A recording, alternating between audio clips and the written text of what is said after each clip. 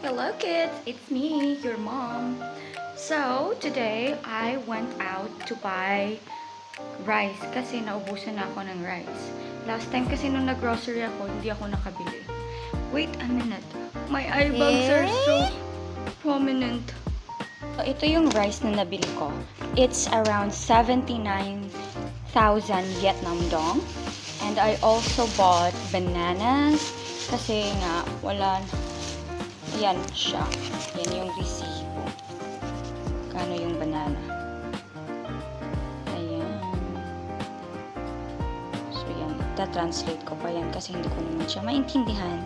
So, aside from the banana, I do have corn here. Kasi gusto ko din kumain ng corn. Anyway, this is how I look now. Yeah, without filter. Pero I like taking pictures with filters kasi mas gumaganda tayo. Do you think filters are still popular during your time? In the future, I want to know what you guys are up to. And when you're watching this, siguro kwento nyo sa akin yung mga bagay na hindi na ako updated kasi kayo na yung new generation and maybe magiging na ako, like matanda na and I couldn't relate to you guys. Maybe the generations gap will be so great. But so I hope you will be kind enough to explain things to me if I couldn't understand them. Next time, I will give you a short tour sa room na tinitirhan ko this time. But it would be for our next video. Anyway, this street has a lot of shops and ang gaganda ng mga damit dito. I wonder what you guys love eating and ilang taon kayo pag napanood niyo itong video ko.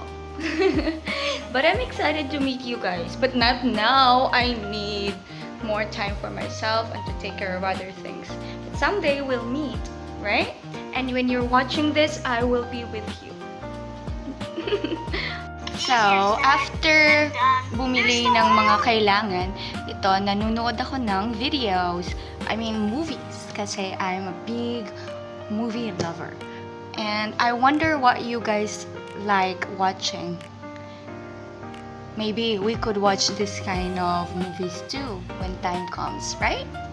It's actually Bunny Bears, one of the movie series of Bunny Bears, and it's really fun and I really like watching cartoons and I love a lot of genres, but yeah, cartoons could actually make me feel more relaxed and chill lang. So I wonder what you guys love watching sa panahon na makita niyo itong video ko. And I believe inintroduce ko na sa inyo yung Bunny Bears yung mga bata pa kayo, so maybe you're familiar with this movie now. So, have a great day. Bye!